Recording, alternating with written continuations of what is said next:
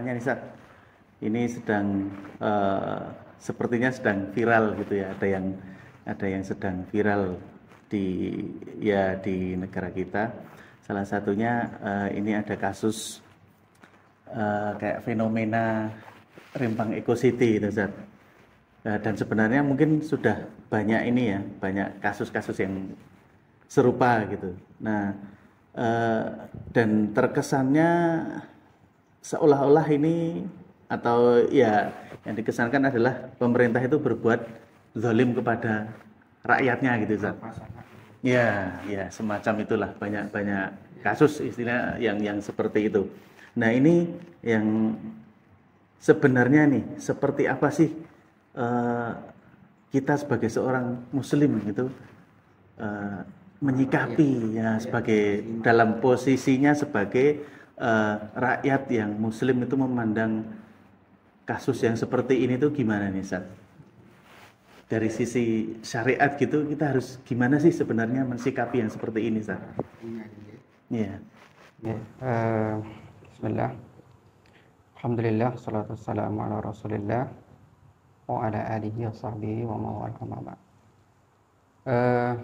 Memang ini berita yang sudah viral ya Mas Irwansyah.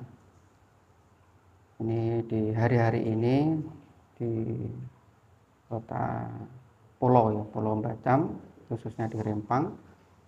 Jadi pemerintah itu dia punya program untuk membuat semacam apa istilahnya itu Eco City ya kalau nggak salah ya.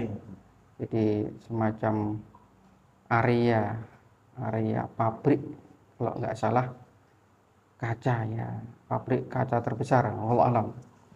Dan memang wisata juga itu. Iya betul. Dan saya lihat video-videonya itu memang luar biasa itu ya. Jadi memang mungkin sekilas itu akan terkesan memang pemerintah kayaknya kok segitunya gitu. Jadi anak-anak sekolah SD yang sedang belajar dipaksa harus keluar, ada ibu-ibu yang barang-barangnya harus diambil begitu saja gitu. Ya, tapi hakikatnya Mas Irwansyah, Allah alam ya, kita juga tidak tahu secara persis apa yang terjadi. Apakah memang pemerintah seperti itu atau memang pemerintah sudah komunikasi terlebih dahulu dengan mereka, sehingga mungkin ada istilah muncul juga itu istilah relokasi ya, kan di tempat. Jadi memang sudah ada relokasi itu Ya itu dengar-dengar ya. seperti itu gitu. Jadi ada komunikasi, cuma ya mungkin masyarakat yang di sana sendiri mungkin juga ya nggak tahu apakah kurang pas dengan tempatnya atau dengan istilahnya apa, ganti rugi atau ganti untuk Jadi Allah alam gitu. yang menjadi permasalahannya kan katakanlah itu pemerintah telah menzolimi rakyatnya gitu ya. Itu kan terkait ya rumah diambil, harta diambil dan semacamnya itu bagaimana itu Ustaz? Oke, Mas Irwansyah, kalau seandainya memang, tapi tentu mudah-mudahan tidak ya. Iya mudah-mudahan. Tetap pemerintah bijaksana gitu, harapan kita seperti itu. Tapi kalaupun seandainya ya, betul-betul terjadi satu kezaliman, satu perampasan pemerintah dengan rakyatnya, itu saya teringat dengan satu hadis Rasulullah SAW, bahwa Rasulullah SAW itu pernah bersabda, satakunu ba'di atharah wa umurun tumtiruna. Faqalu ya Rasulullah famadza ta'muruna.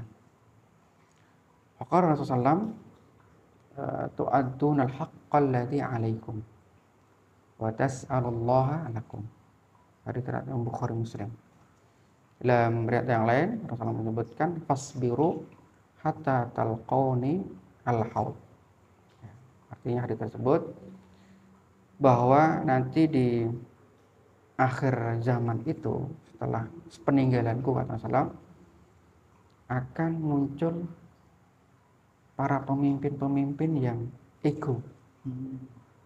pemimpin-pemimpin yang zalim, yang ini dijelaskan oleh Syekh Al-Utsaimin dalam kitab Riyadhus Shalihin.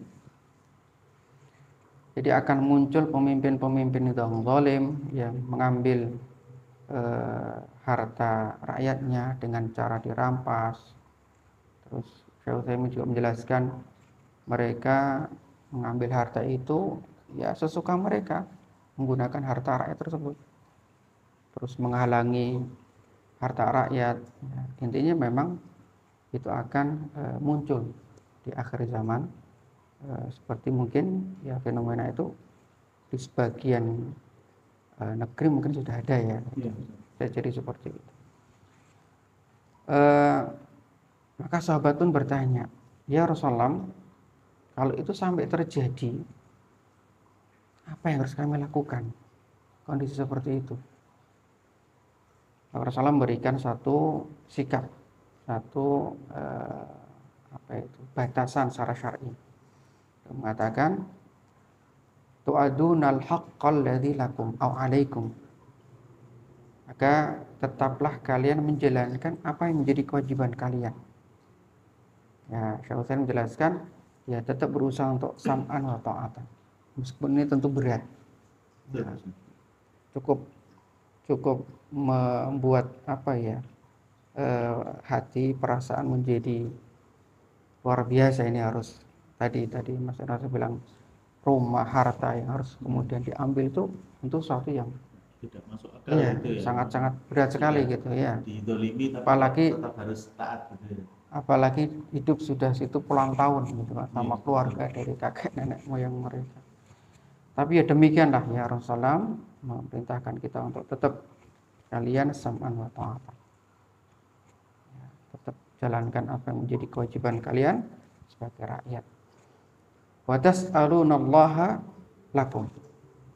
Kalau kalian ingin minta dikembalikan hak kalian, ada cara.